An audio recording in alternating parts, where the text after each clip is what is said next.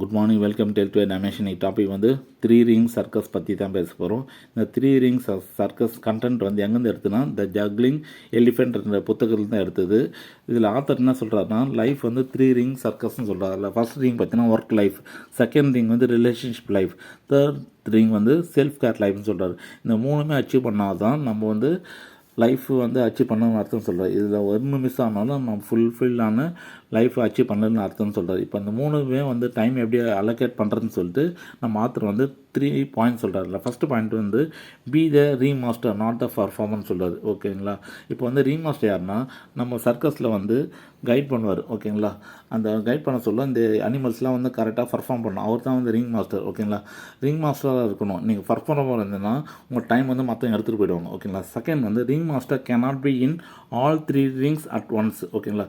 இது மூணுமே வந்து ஒரே டைமில் பண்ண முடியாது. நீங்கள் வந்து ஃபேமிலிக்கு டைம் ஸ்பெண்ட் பண்ணணும். சில டைம் வந்து உங்கள் செல்ஃப் கேருக்காக டைம் அலோகேட் பண்ணணும். சில டைம் வந்து ஒர்க்குக்கு வந்து அந்த டைமில் அலோகேட் பண்ணணும். ஓகேங்களா? இப்போ ஃபேமிலி இருக்க சொல்ல நீங்கள் ஃபேமிலி மட்டும் தான் கான்சன்ட்ரேட் பண்ணணும். அப்போ வந்து ஒர்க்கு கான்சன்ட்ரேட் பண்ணக்கூடாது. ஓகேங்களா? தேர்ட் வந்து focus on one ring at a time to be more effective. ஓகேங்களா? இப்போ ஒர்க்கில் கான்சன்ட்ரேட் பண்ணிங்கன்னா ஒர்க்கில் மட்டும் தான் கான்சன்ட்ரேட், அப்போ தான் உங்களுக்கு பெட்டரான ப்ரொமோஷன் எதாவது கிடைக்கும். ஓகேங்களா? அந்த டைமில் வந்து ஃபேமிலியை பற்றி நினைக்கக்கூடாது. ஓகேங்களா? இப்போ முக்கியமான ஒரே ஒரு பாயிண்ட் சொல்ல விரும்புகிறேன். இப்போ பசங்களுக்கு கூட நீங்கள் டைம் ஸ்பெண்ட் பண்ணி கேட்பாங்க சில பேர். அப்போ வந்து நீங்கள் என்ன சொல்லுவீங்கன்னா, நான் டைம் ஸ்பெண்ட் பண்ணுறேன்னு சொல்லுவீங்க. அப்போ வந்து என்ன ஸ்பெண்ட் பண்ணுறீங்கன்னா, நான் வந்து ஸ்கூலில் போய் விட்டு வரேன், ஸ்கூல்லேருந்து கூப்பிட்டு வரேன், அது வந்து டைம் வந்து ஸ்பெண்ட் பண்ணுறதுன்னு அர்த்தம் இல்லை. ஓகேங்களா? நீங்கள் வந்து ஒரு ½ அன் ஹவர் ஆச்சு நீங்கள் பசங்க கூட விளையாடணும். அப்போ தான் வந்து டைம் ஸ்பெண்ட் பண்ணுறதுன்னு அர்த்தம். ஓகே, அதேமாதிரி உங்கள் ஒய்ஃப் கூட வந்து நீங்கள் கம்பல்சரி ஒரு ½ அன் ஹவர் ஆச்சு டைம் ஸ்பெண்ட் பண்ணணும். ஓகேங்களா?